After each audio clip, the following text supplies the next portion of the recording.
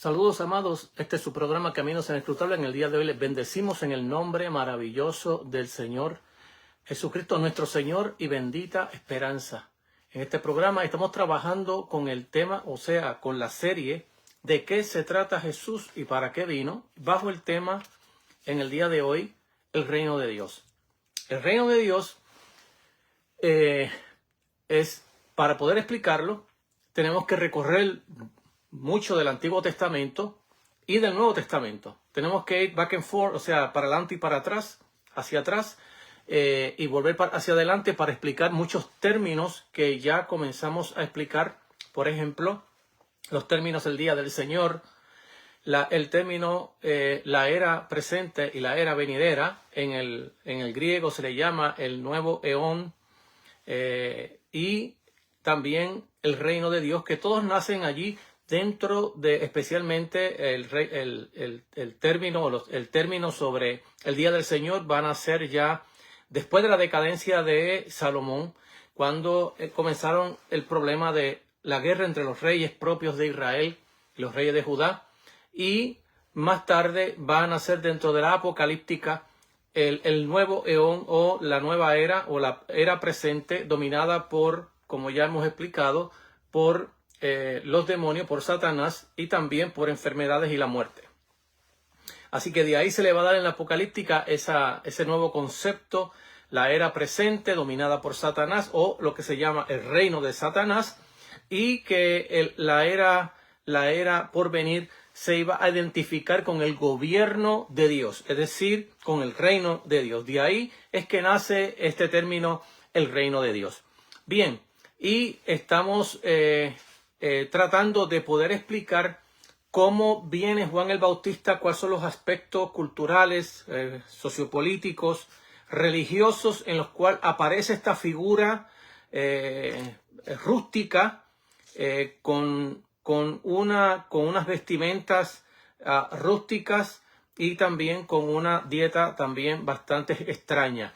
Entonces, de ahí es que vamos a desprender para hablar acerca de este último profeta del Antiguo Testamento. Así lo va a señalar Jesús como el último profeta, el más grande de los profetas del Antiguo Testamento.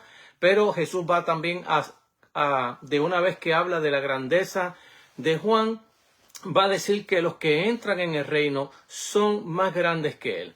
Entonces, todo esto tenemos que explicarlo para poder entender el asunto del reino de Dios, cómo es que este reino se está lanzando, cómo se está inaugurando y qué parte dentro de ese drama va a compartir Juan el Bautista. Entonces, de Juan el Bautista vamos a hablar mucho, aparte de lo que vamos a hablar en el día de hoy. También estaremos hablando más adelante cuando estemos tocando sobre el Espíritu de Dios, que es sumamente importante para poder entender la nueva era, la era del Mesías, o la era del reino de Dios, o la era mesiánica, como la queramos llamar. Es la nueva era que va a identificarse por el Espíritu.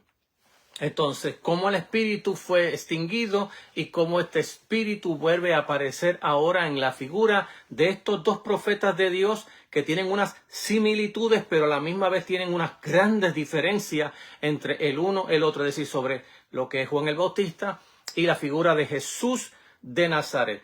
Entonces, todo esto es sumamente importante para poder entender el asunto del reino de Dios, cómo este reino se está lanzando, quiénes son dentro de este drama, las figuras importantísimas.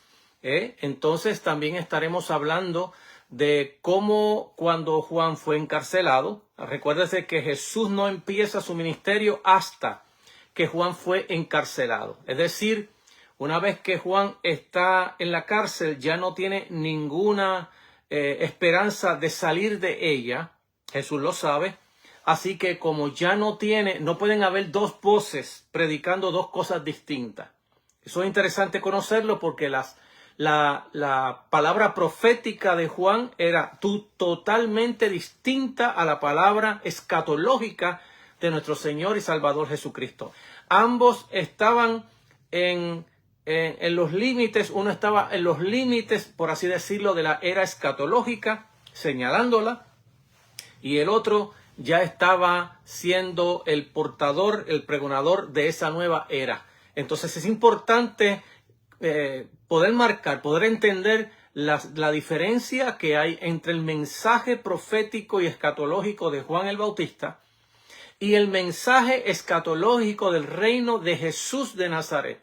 Si no entendemos esta diferencia, creo que no vamos a poder entender el Antiguo Testamento ni el Nuevo Testamento o la era venidera, la era que se ha lanzado con Jesús. Si no la podemos entender, tenemos grandes problemas para poder entender este asunto de la vida de Jesús. Así que yo voy a estar dando nuevamente un pequeño resumen de lo que di la vez pasada y a volver a retomar a Juan el Bautista, y vamos a tratar de hablar de él, y luego más tarde estaremos hablando sobre estos textos que ya he marcado aquí, que los voy a volver a leer hoy porque los leí la semana pasada, pero los voy a volver a leer hoy porque tienen gran significación con la pregunta que hace Juan el Bautista cuando envía emisarios, discípulos de él, a Jesús preguntándole si él era el que había de venir o esperaríamos en otro. Entonces es importantísimo. Vamos a leer esta palabra del Señor, vamos a orar y vamos a proseguir con este trabajo que estamos haciendo sobre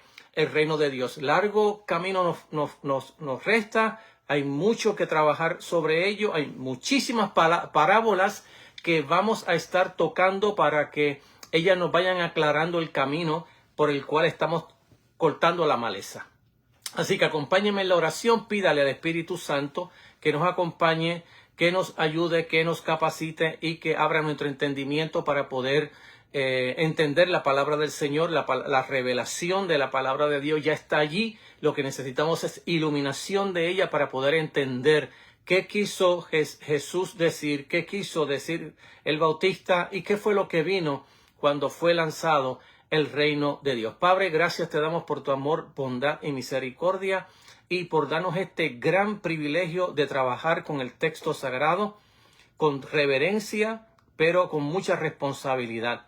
Te pedimos que abras nuestro entendimiento de todos mis oyentes, como también del mío, que nos capacites para poder entender, para también poder explicarlo. Glorifícate, Señor, con el acompañamiento del Espíritu Santo, dándonos sabiduría y entendimiento de esta bendita palabra. Ayúdanos para aquellos que no conocen la fe, de alguna manera ellos también puedan comprenderla. Tú abras el corazón de ellos para salvación. Hazlo por Jesucristo nuestro Señor y bendita esperanza. Amén. Allí en el libro de Isaías capítulo 35, verso 5 dice: entonces serán abiertos los ojos de los ciegos y los oídos de los sordos destaparán. Déjenme ver si lo puedo leer mejor de esta versión que encontré, que creo que habla un poquito más cercano al original que de la versión que estoy leyendo del 60, donde dice: entonces se destaparán los oídos de los ciegos y las orejas de los sordos se abrirán. Entonces saltará el cojo como ciervo, y la lengua del mudo lanzará gritos de júbilo, pues será alumbrada en el desierto aguas y torrentes de la estepa. Se trocará la tierra abrasada en estanque y el país árido en manantial de agua. Isaías capítulo 35, verso 5. Oirán aquel día los sordos palabras de un libro, y desde las tinieblas y la oscuridad los ojos de los ciegos las verán. Los pobres volverán a alegrarse en el Señor, y los hombres más pobres en el Santo de Israel se regocijarán. Capítulo 29, verso 28 del libro de Isaías. El Espíritu de Dios está sobre mí, por cuanto me ha ungido el Señor a anunciar las buenas nuevas a los pobres. Me ha enviado a vendar los corazones rotos, a pregonar a los cautivos la liberación y a los reclusos la libertad, y a pregonar la gracia del Señor. Dios añada bendición a su palabra en nuestros corazones, en nuestras vidas, haciéndonos entender, haciéndonos comprender su bendita palabra. Bien, amados, estuvimos tocando sobre la aparición de Juan el Bautista, que ya habíamos estado hablando sobre el contexto religioso, cultural, en cual se estaba encontrando el pueblo de Israel a la venida de Juan el Bautista.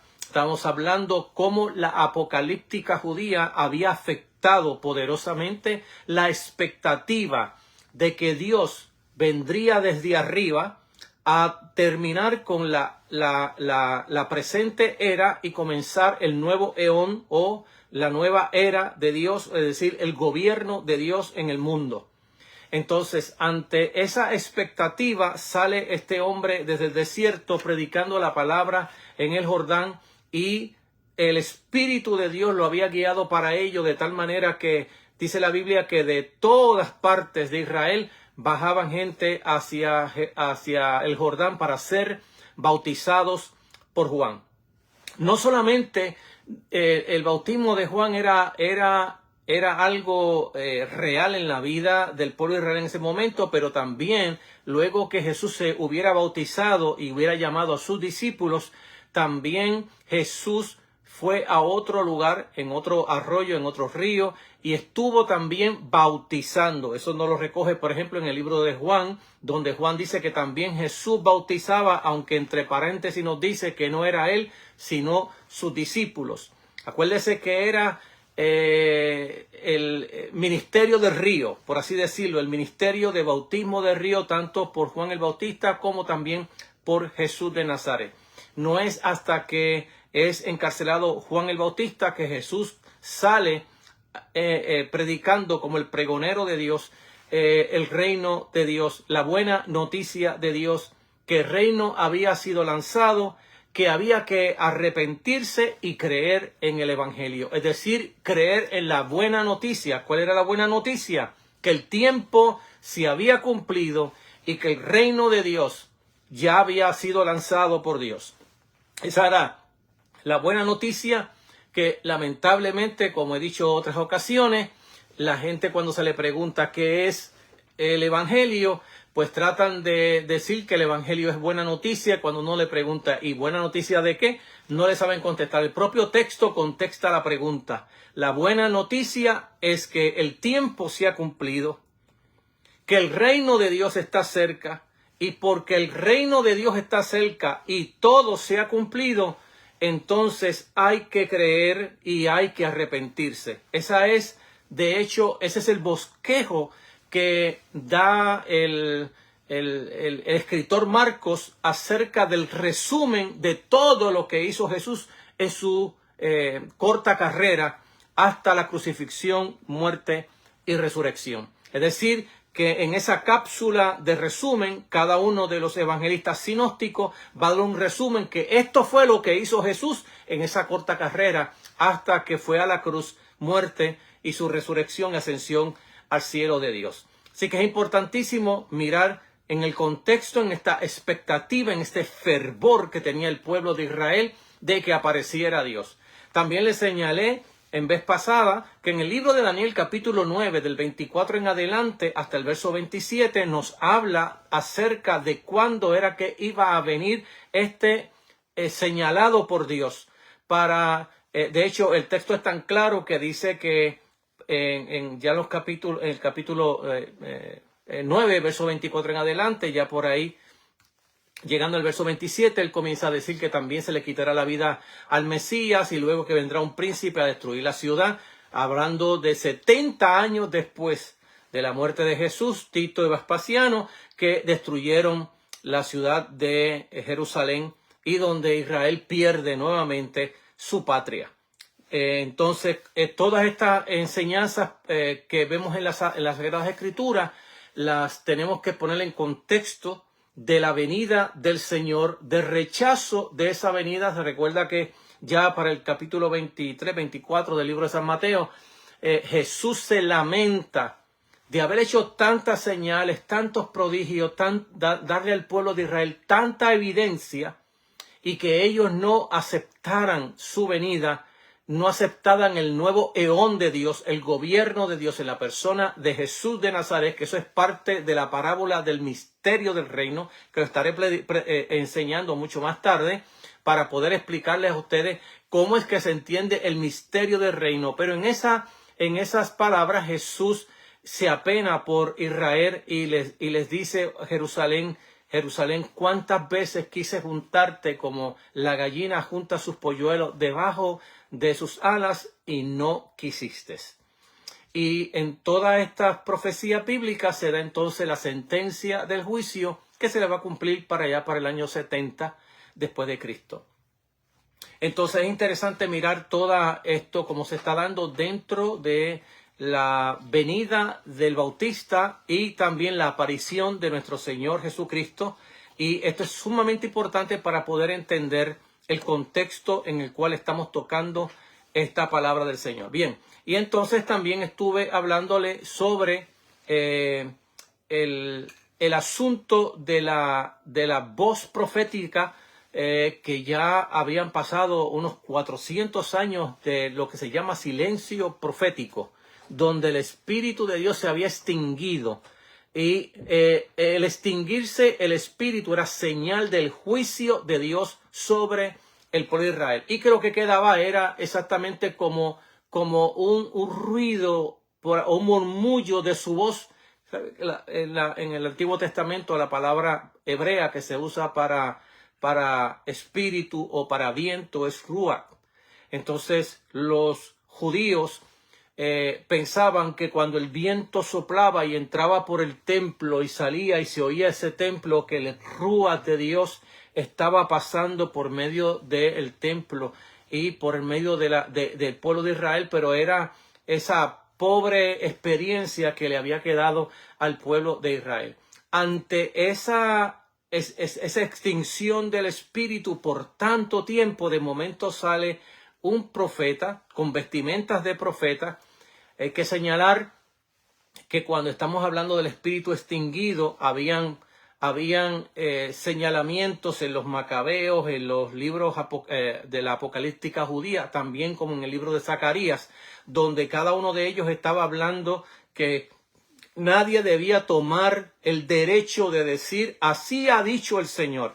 Entonces, es interesante nosotros comprender que la venida de Juan el Bautista va a romper ese silencio profético en el anuncio de que el reino de Dios ya estaba a la borda, ¿no? Ya estaba aquí, ya había llegado. Aquí estamos ¿cómo es que le llaman? El border. Ya estaba pegado el reino de Dios. Ya había llegado, y porque el reino de Dios había llegado, había que prepararse, había que estar preparado en justicia y rectitud ante la venida del reino de Dios si querían entrar en ese reino. Así que el bautismo tenía que ver exactamente, porque ya había llegado. Estamos al borde de la aparición del reinado de Dios, del reinado de justicia de Dios. Había que preparar el corazón en justicia y rectitud ante ese reino que se iba a establecer. Así que también hablamos de que en la apocalíptica judía que se estaba dando en los tiempos antes de Juan y durante los tiempos de Juan, que allí dentro de la experiencia que ellos tienen sobre la apocalíptica no apareció ninguna persona diciendo, así ha dicho el Señor. También hablamos de la comunidad del Qumran, donde también ya ellos vivían en una escatología inaugurada. Se hablaba del Espíritu de Dios sobre la vida de ellos, pero no en el sentido como en el Antiguo Testamento se habla, y tampoco encontramos dentro de los documentos del Qumran ningún testimonio que hable que alguno de la comunidad del Qumran se levantó diciendo, así ha dicho el Señor. Y lo mismo ocurre con los intérpretes de la ley, que tampoco aparecen ellos con ninguna señal acerca de la venida de Dios, es decir, así ha dicho el Señor, es decir, del Espíritu de Dios, del Espíritu de Yahvé que venía sobre los profetas, hasta que aparece Juan el Bautista. Entonces, vamos a estar hablando sobre la crisis inminente. Y hay una crisis inminente dentro de la prédica de Juan el Bautista. Tenemos que recordar, como ya he dicho antes, que el Bautista ha sido llamado por Dios para retirarse en el desierto, y del desierto va a salir para predicarle ahora al pueblo de Israel la palabra de Dios que había recibido. Esa era su palabra profética que iba a traer. Era que el reino de Dios estaba ya cerca, estaba a las puertas, que venía uno más grande que él, que tomaría las riendas de esta verdad. Este iba a bautizar con Espíritu Santo y con fuego, con el fuego del juicio de Dios.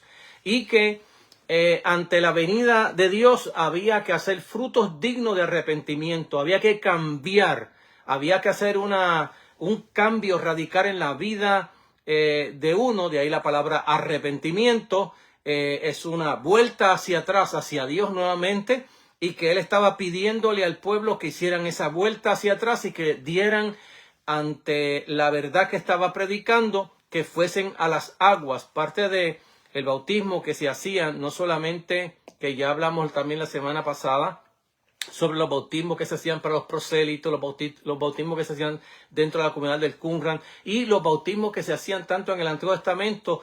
Todos estos bautismos eran que yo en el día de hoy ceso de vivir la vida que vivía para vivir una vida diferente ahora para Dios. Que estaba como una renuncia y a la misma vez una entrega para seguir a Dios y servirle. Así que el anuncio inminente de la venida de este profeta y la advertencia que hace este profeta de Dios, bautizará a los justos con Espíritu Santo y a los malos los bautizará con fuego. Esa es la propuesta que está dando el bautista a todos aquellos que fueron tocados por Dios para el bautismo. Tenemos que recordar que si el testimonio que tenemos por ejemplo 2 testimonios en la Biblia donde nos hablan de que todo Israel había entendido que Juan era un profeta de Dios.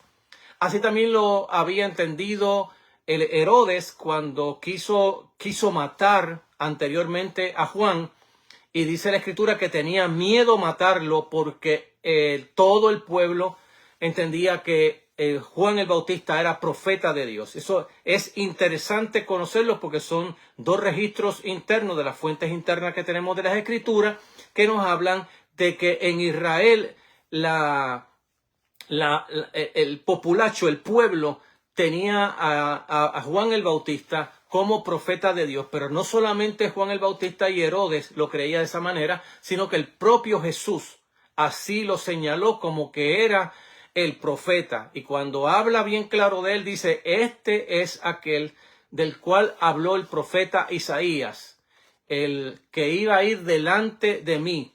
Y comienza a citar a Isaías capítulo 40, donde está el llamamiento exactamente de Juan el Bautista. Así que los 2 versículos que tenemos y en palabras de Jesús, que ya no es una palabra que yo recogí de Jesús para explicarla, sino que de la propia boca de Jesús, que eso es una fuente importantísima para los estudiantes en teología, porque viene de la propia boca de Jesús, no de que alguien ponga en boca de Jesús lo que él dijo, sino que de la propia boca de Jesús, él dijo que este era el profeta, y más tarde allí mismo le va a decir, este es el Elías que Dios había profetizado que vendría antes del día del Señor. Tenemos que recordar que el día del Señor, como ya hablé anteriormente, van a ser dentro del deterioro de los reyes de Israel y los reyes de Judá, y que son los profetas quien, ante la esperanza de lo que estaban esperando acerca de Dios que interviniera, son los profetas quien les da esos vocablos, ¿no?, al pueblo, tomando las palabras del pueblo, y ahora ellos van a anunciarla como el día de Yahvé, el día del Señor. Y les recuerdo que siempre el día del Señor tiene 2 vertientes. El día del Señor, en primer lugar, es para traer juicio y justicia al pueblo que oprime a Israel. Pero también ese día de juicio también caerá sobre los rebeldes de Israel que hacen lo malo, que oprimen a los pobres, que oprimen a las viudas, a los huérfanos y a los extranjeros. Entonces, por otro lado, también el día del Señor es el día de salvación. Por lo tanto, cuando Juan está hablando sobre la cercanía del reino de Dios está presentando exactamente las dos vertientes del día del Señor.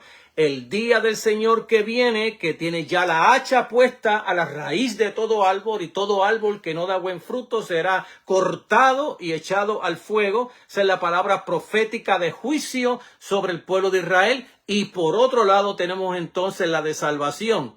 Bautizará con Espíritu Santo a los que acepten el llamado y reparen sus corazones para la venida del reino de Dios. Así que tiene esas dos vertientes el día del Señor también en el tiempo de Juan.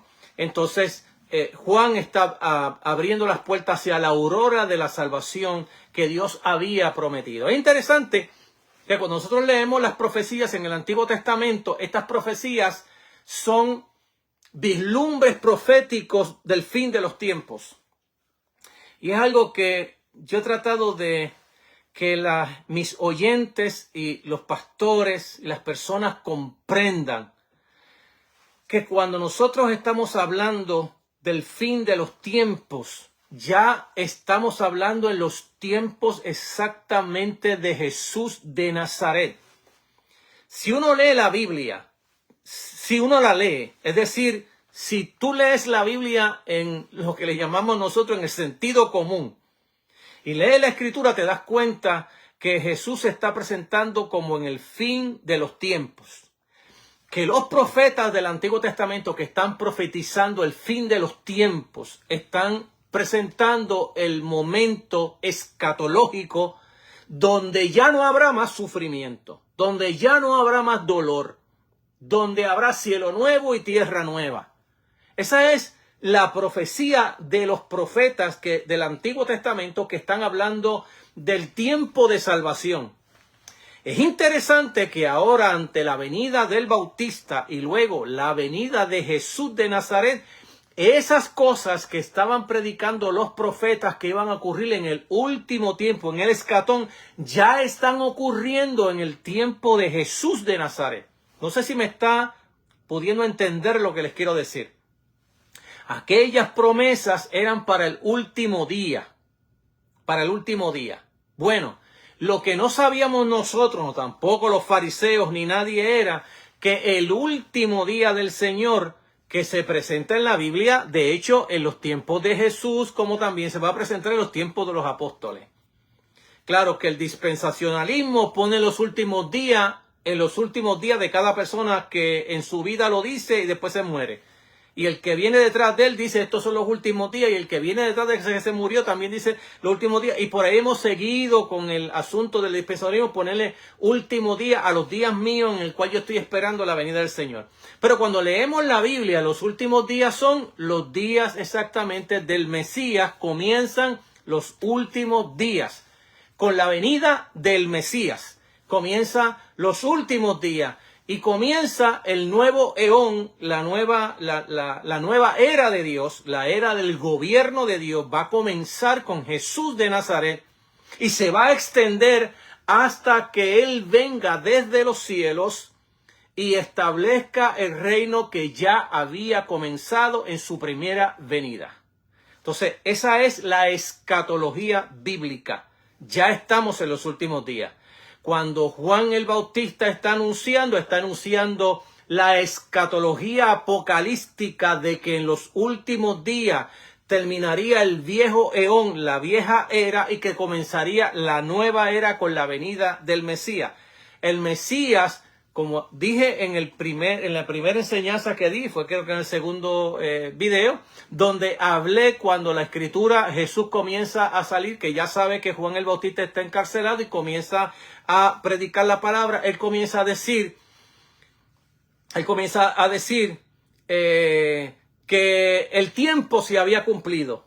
Que el tiempo se había cumplido, que el reino de Dios ya estaba cerca. Y hablé lo que significa el tiempo se ha cumplido, que entra en la categoría de escatología, el escatón. Lo que estaban esperando los apocalípticos, que en el último día Dios viniera desde los cielos y comenzara la nueva era de Dios. Déjeme decirle algo importantísimo para que nosotros no estemos errando en la palabra. el fin de los siglos, el fin del mundo, nunca se entendió en Israel como que Dios desecharía la tierra y el cielo y destruyera toda la creación. Eso no está nunca en la mente de ninguno del Antiguo Testamento, ni tampoco en el Nuevo Testamento. No está en la mente de ellos. Está en la mente nuestra, que nos enseñaron que Dios iba a destruir todo y hacer todas las cosas nuevas. Bueno, déjeme decirle que los primeros que cayeron en el huerto del Edén fue el hombre y la mujer. Y Dios no decidió de ninguna manera destruirlo y hacer otra pareja nueva. Él decidió tomar la pareja vieja, la misma pareja que había pecado, y él decidió redimirlos. Él decidió destruirlos, redimiéndolos, salvándolos y dándole la esperanza de un cuerpo glorificado.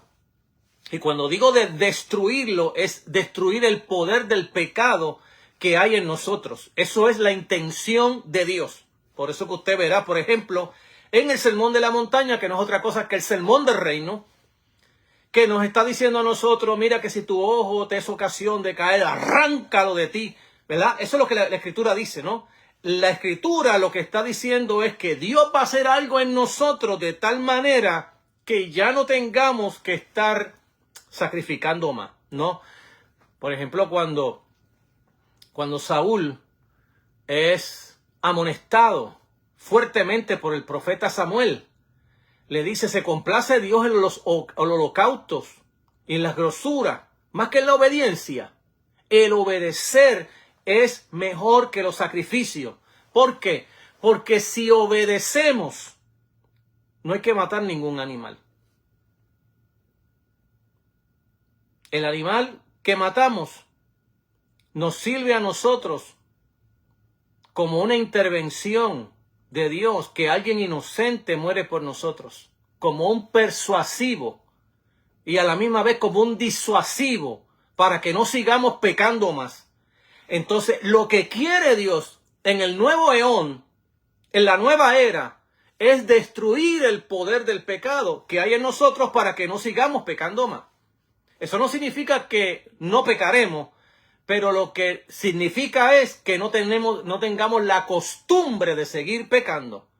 Allí lo recoge luego el apóstol Pablo en el capítulo 8 del libro de Romanos para decirnos a nosotros que ninguna condenación hay para los que están en Cristo Jesús, no los que andan conforme a la carne, sino conforme al Espíritu, porque la ley del Espíritu me ha librado de la ley del pecado y de la muerte, que eso es lo que ha querido Dios, destruir en nosotros lo malo. Es decir, que cuando nosotros hablamos de pecado o de pecadores, tenemos que tener en cuenta que la persona que peca, uno comete pecado porque es pecador. Entonces, Dios quiere erradicar eso de nosotros y para eso nos dio su Espíritu Santo. Trabajar con esa área en la cual nosotros éramos débiles y en la cual por eso era que nadie en Israel podía guardar la ley de Dios sin violarla. Entonces, en el asunto de Dios es erradicar de nosotros, infectarnos con el virus del Espíritu y del fruto del Espíritu para vivir en el Espíritu. Entonces, esa es la metodología del reino de Dios dentro de la vida del creyente. Bueno, pero estamos todavía aquí empezando en esto. Entonces, ya estamos viendo que la expresión bautizar con Espíritu Santo y con fuego dentro de la boca del bautista es una expresión metafórica, es una metáfora que nos está hablando que no tiene relación de hecho ni con el agua que se está bautizando, sino con la obra de lo que Dios va a hacer, de sumergirnos en el Espíritu o sumergirnos a nosotros en el fuego. Una de las dos cosas. Y si obedeces, te sumergirán en el Espíritu, y si no obedeces, en el fuego. Entonces, la expectativa de una manifestación escatológica del Espíritu encuentra una amplia base dentro del Antiguo Testamento, donde tantas profecías encontramos, por ejemplo, en el libro de Isaías, el libro de Ezequiel, por ejemplo, leyendo por encimita algunas de ellas, en Isaías capítulo 44, versos del 3 al 5, dice, porque yo derramaré agua sobre el suelo sediento. Fíjese que las profecías que hablamos, los 3 versículos que leímos al principio, estamos hablando de lo mismo, de sequedad, de desierto, de cuando el mudo va a hablar, del oído del sordo que se destapa, de la lengua del mudo. Es decir, que todas estas metáforas que se están usando están hablando del tiempo de salvación, que el tiempo de la sequía, de ya no oír más con tus oídos, de no hablar porque eres mudo, de estar enfermo, va a cambiar con la aparición de la salvación de Dios que se está dando en el Antiguo Testamento, que se está dando desde el punto de vista desde el último día, y que el último día comienza en la profecía bíblica con Jesús de Nazaret, y de ahí que ya estamos en los últimos días. Cuando usted lee cualquier epístola que vaya a leer en la Biblia, pues tras de Pablo, Juan, todos ellos están diciendo, hermanos, ya estamos en los últimos días. Míralo, todos ellos están hablando de lo mismo. No están hablando de algo diferente, y que nosotros digamos que porque aquel le disparó al otro ya estamos en los últimos días, me parece que no entendemos el texto bíblico. El texto bíblico es claro, ya comenzó el último día y va a finalizar ese último día con la aparición de nuestro Señor y el establecimiento del reino de Dios que ya comenzó y fue lanzado en Jesús de Nazaret, en lo que se llama el misterio del reino, que más tarde estaremos explicando sobre lo que es el misterio del reino. Bueno, porque yo derramaré agua sobre el suelo sediento y torrentes sobre la tierra seca. Derramaré mi espíritu sobre tus descendientes y mi bendición sobre tus vástagos. Brotará como entre la hierba, como los sauces junto a las corrientes de las aguas. Este dirá, yo soy de Yahvé. Ese será llamado por el nombre de Jacob, y aquel recibirá sobre su mano de Yahvé, y será llamado el nombre de Israel. También encontramos cita, por ejemplo, famosa para nosotros en ese libro de Ezequiel, que es otra metáfora más que se está dando allí, capítulo 37, verso 14, pondré mi espíritu sobre vosotros y viviréis. Os colocaré en vuestra propia tierra y sabréis que yo, Yahvé, lo hice, yo lo dije, dice el Señor. Entonces vemos también allí en el libro de Ezequiel, capítulo 37, verso 27, pondré mi espíritu dentro de vosotros y haré que andéis en mis leyes y guardéis mis decretos y que los pongáis por obra. Lo recoge el escritor también de los Hebreos diciendo que esto era lo que Dios había dicho para que anden en mi ley, que yo pondré mis leyes en el corazón de ellos, pondré mi espíritu y vivirían. Es las mismas profecías cumplidas ya en el tiempo de Jesús. Es lamentable que nosotros estamos diciendo que cuando Jesús llegó o cuando Jesús murió, el reloj de Dios se paró, y en todo lo que se lee en el ministerio de Cristo es que todas las profecías del Antiguo Testamento ya se estaban cumpliendo en la persona de Jesús. De ahí que vuelvo a repetir la expresión de Jesús cuando él dice, el tiempo se ha cumplido. Es decir, la larga espera del pueblo de Israel de que apareciera el rey y que estableciera el reino, que era en el último día, y que todas las profecías mesiánicas que había Dios profetizado desde Génesis 3:15 y que le había hecho las promesas a nuestros padres y a los profetas de la venida del Señor se estaban cumpliendo en la persona de Jesús de Nazaret. De hecho, su venida habla del rescate, no solamente, recuérdese que cuando Jesús comienza a predicar, se limita el contorno solamente de Israel, que cuando le da la buena noticia a Israel de que el reino de los cielos se había acercado, le había dicho a ellos que no debían cruzar fronteras y predicarle primeramente a las ovejas perdidas de la casa de Israel. Para eso fui yo enviado. Entonces es interesante que él va a tratar primeramente con el pueblo de Israel, porque es el pueblo en el cual Dios confió su ley.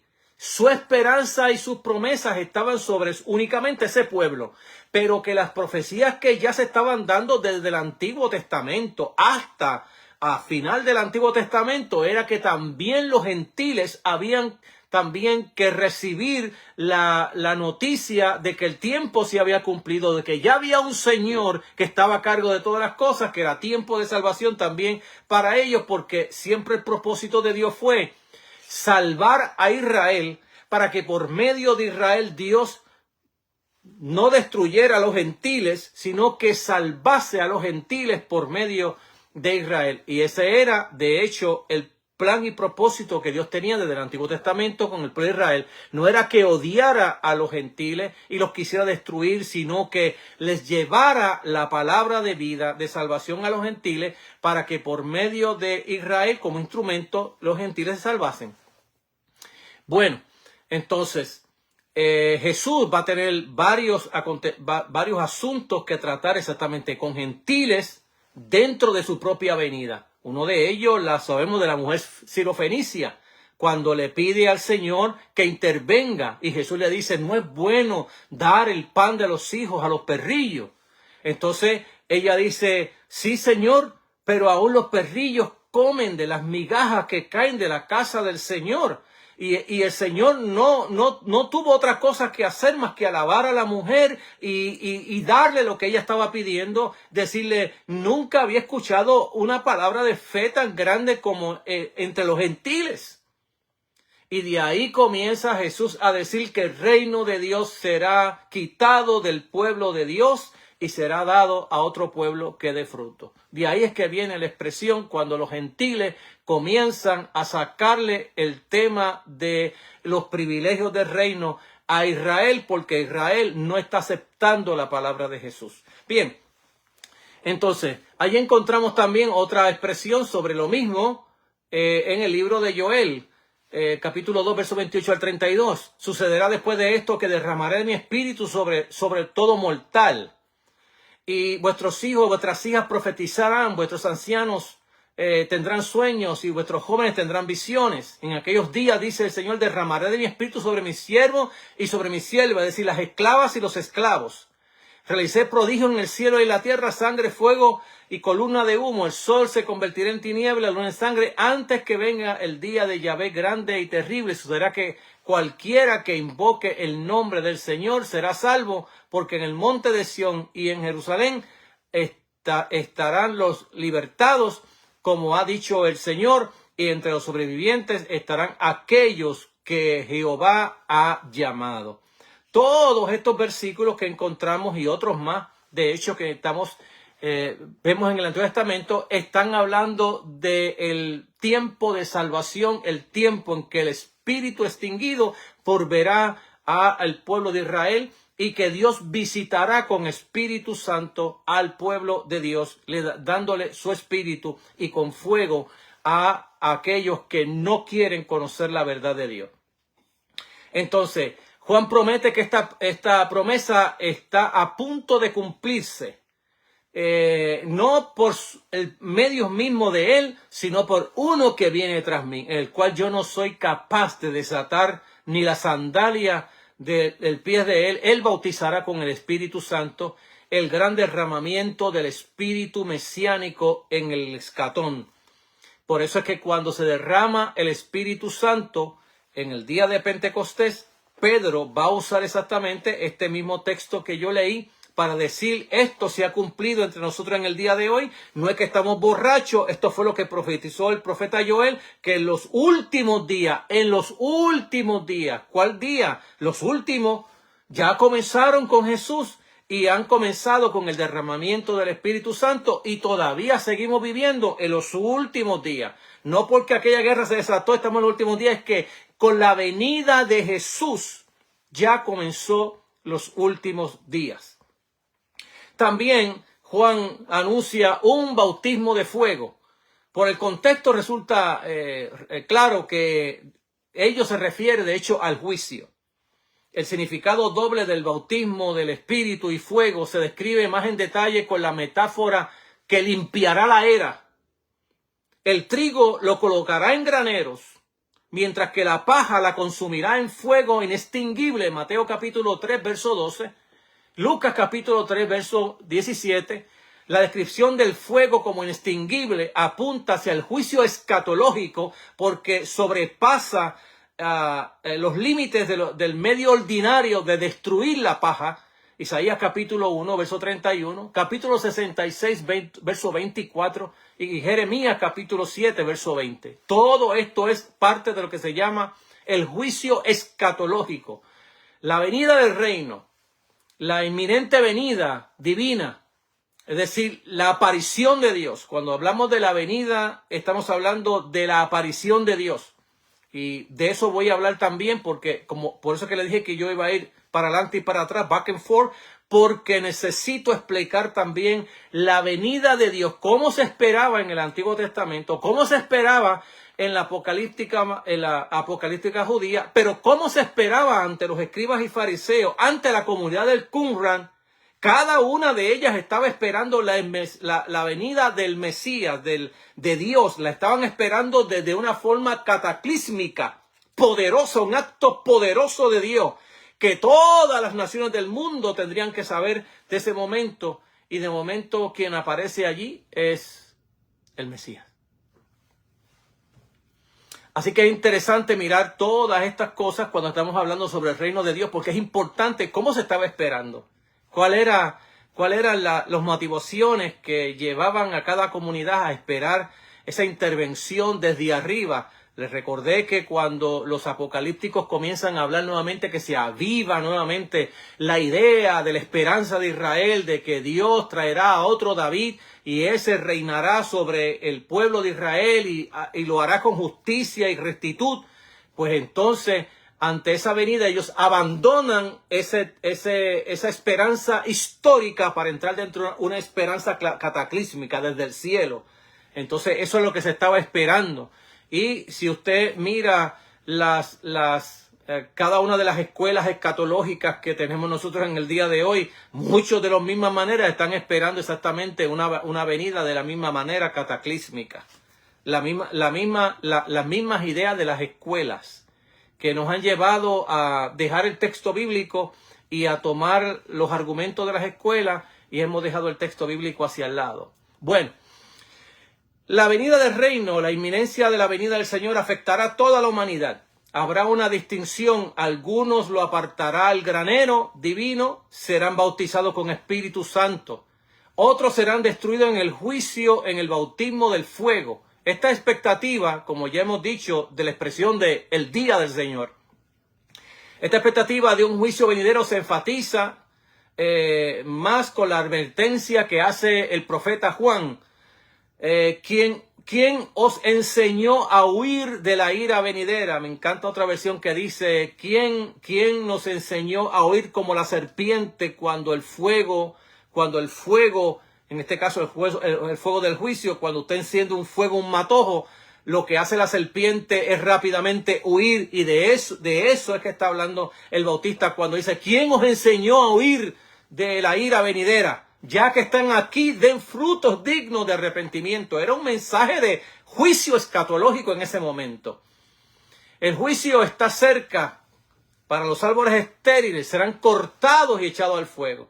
Una de las contradicciones que vemos exactamente en el mensaje del Bautista es que él dice que serán cortados como los árboles y echados en el fuego, algo que no existía en Palestina para aquel tiempo, porque para aquel tiempo los árboles estériles eran usados para madera, para construir. Aquí él, como es el fuego escatológico, habla de la hacha, de los árboles que caen y que esos árboles serán consumidos en el fuego escatológico. Allí están en Mateo capítulo 3, versos 7 al 10 y Lucas capítulo 3, versos del 7 al 9. El carácter dramático de ese anuncio apocalíptico lo podemos entender si recordamos que en un país como Palestina, como ya dije, donde los árboles no se desechan aunque estén secos y malos, sino que se guardan para cortar y hacer madera y hacer de todo para las construcciones, aquí se van a exterminar. El anuncio de que el reino está cerca proveía el cumplimiento de la expectativa que se tenía en el Antiguo Testamento, especialmente la que se elabora luego en la Apocalíptica, en una doble dirección. Dios va a actuar con el poder real para salvación de los justos y el juicio para los malos, el día del Señor. Entonces, los dos temas centrales se encuentran en todo el Antiguo Testamento. El juicio de fuego no contempla la presencia histórica de Dios actuando a través de la nación, un agente ungido, Isaías capítulo 45:1, en que visita Dios a Israel como tal, como un juicio histórico de guerra. Es más, un juicio de personas, en este caso que habla el profeta el Bautista. Es un juicio personal de Dios hacia aquellos que rechazan el anuncio de la buena noticia de Dios, realizada por un individuo mesiánico, en este caso con fuego apocalíptico. Esta clase de juicio prevé en el Antiguo Testamento, en Malaquías capítulo 4, verso número 1, donde dice: porque he aquí, viene el día ardiente como un horno, todos los arrogantes, todos los que hacen maldad serán como paja. Aquel día que vendrá los quemará y no se dejará ni raíz ni rama, ha dicho el Señor de los ejércitos. Nahum también anuncia ese día de fuego en Nahum capítulo 1, verso 6, en Isaías capítulo 30, verso 33.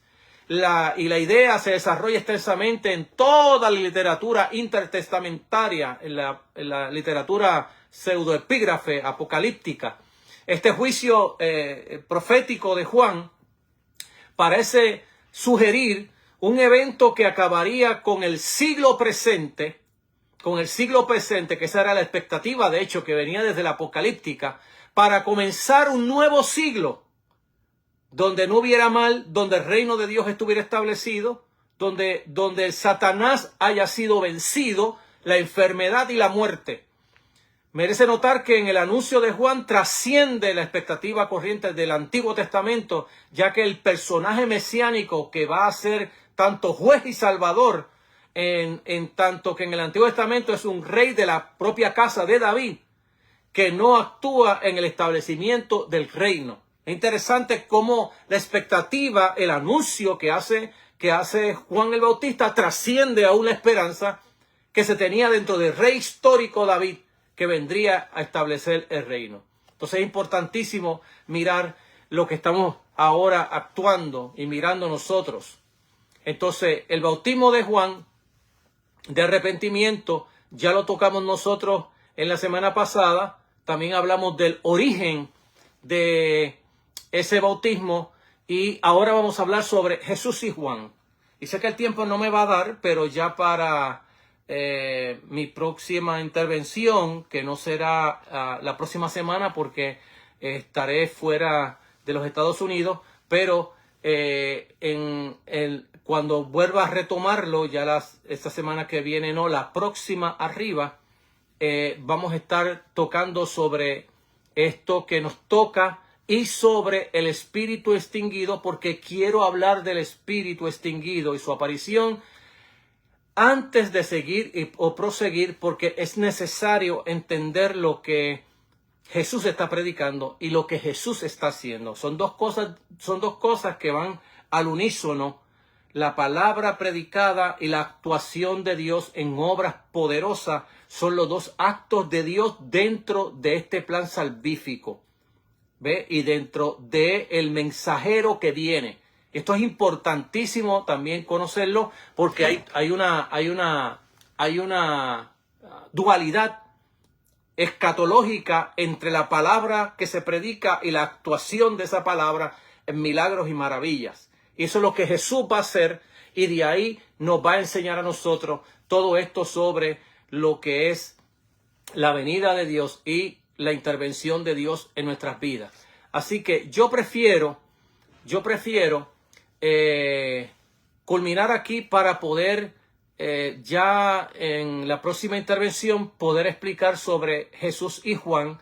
Y ahí, cuando hable sobre Jesús y Juan, voy a estar hablando sobre la venida, la aparición, por así decirlo, del espíritu extinguido. Porque lo que va a preguntarle Juan a Jesús sobre este asunto tiene que ver exactamente con el espíritu. Entonces es importante que el significado del ministerio del Bautista, lo va a explicar Jesús en un difícil pasaje que se encuentra, por ejemplo, en Mateo capítulo 11, verso 2, donde dice, ahora bien, cuando oyó Juan en la cárcel de los hechos de Cristo, envió a él por medio de sus discípulos. Así que Juan está en la cárcel y Juan está esperando sus días allí, pero tiene, no voy a decir falta de fe porque el texto no dice eso. El texto lo que está señalando es que lo que Juan predicó, que es lo que le estaba hablando al principio de lo que estoy aquí hablando ahora, lo que Juan predicó no le sonaba con lo que Jesús estaba haciendo. No era falta de fe, no era que él no creía en la palabra de Dios porque como estaba preso ya la fe se le fue al piso. No, el texto no está hablando de eso. Está él en una encrucijada de la evaluación, lo que hacemos todos los predicadores. La evaluación de su mensaje profético escatológico. Y de momento está oyendo lo que Jesús está haciendo y no le cuadra. Ese es el problema que él tiene. Que no le cuadra. Él viene con un mensaje de juicio, que ya le dije, que tiene dos partes. Una del espíritu y otra del fuego. Él viene con un granero que recoge en el granero a los buenos y a los otros los va a recoger y los va a echar en el fuego que no se apaga. Y él ve que lo que Jesús está haciendo no le cuadra. No le cuadra. Entonces, como no le cuadra, él va a enviar emisarios, discípulos de él, hacia Jesús para que Jesús le diga si él es él o no lo es. Y ahí es donde están exactamente los tres versículos que yo leí al principio de Isaías capítulo 35, verso 5, Isaías 29, verso 18 e Isaías capítulo 61, verso 1. Pero como el tiempo no me da para poder explicarlo, pues yo lo voy a explicar cuando regresemos en nuestra propia intervención y así entraremos de una vez dentro del espíritu extinguido y la aparición del espíritu, porque ya apareció en la vida de Juan el Bautista. Va a aparecer también cuando Jesús va a ir al bautismo de Juan y va a identificarse con ese bautismo, se va a bautizar y los cielos se van a abrir y el espíritu en forma de paloma va a venir, se va a posar sobre Jesús. En Juan recoge el evangelista, el escritor va a decir que Dios le había dicho que a quien viere descender al espíritu en forma de paloma, ese es el que bautiza con Espíritu Santo. Y ese es el mensajero que tú estabas hablando que iba a venir detrás de ti, que tú no eras capaz ni aún de desatar la sandalia de tus pies. Entonces es interesante que la identificación que hace Dios a Juan no le va a cuadrar cuando está en la casa y dice, no, pero yo estaba esperando que esto ocurriera, que el fuego del juicio cayera, que aquello, y no ha caído. Entonces tiene que mandar emisarios a Jesús para que Jesús le aclare si él era el que había de venir o esperamos en otro. Bien, amado, el tiempo no me da para más, así que les bendecimos en el nombre del Señor. Esperamos que se edifique con la palabra que estamos enseñando y esperamos que pueda ir entendiendo este maravilloso enseñanza sobre el reino de Dios que ya ha venido a nosotros, que está con nosotros, pero que vendrá y se establecerá cuando Jesús aparezca desde los cielos y lo estamos esperando hasta el día de hoy. Él es nuestra bendita esperanza. Así que te he hablado de una forma contextual y contemporánea, tratando de hacerte entender el texto de una forma más clara y que el Señor te siga dando entendimiento y que aquellos que no conocen al Señor puedan conocer nuestra fe que predicamos. Padre, gracias te damos por tu amor, bondad y misericordia y te pedimos que traigas salvación a los perdidos, que alimentes el entendimiento y el corazón de aquellos que te aman y desean conocer tu palabra y que también salves a los perdidos, sana a los enfermos y bendigas a todos. Amados, que el Señor te bendiga 1000 veces más que a mí. Nos veremos ya en 2 semanitas con el favor del Señor. Bendiciones.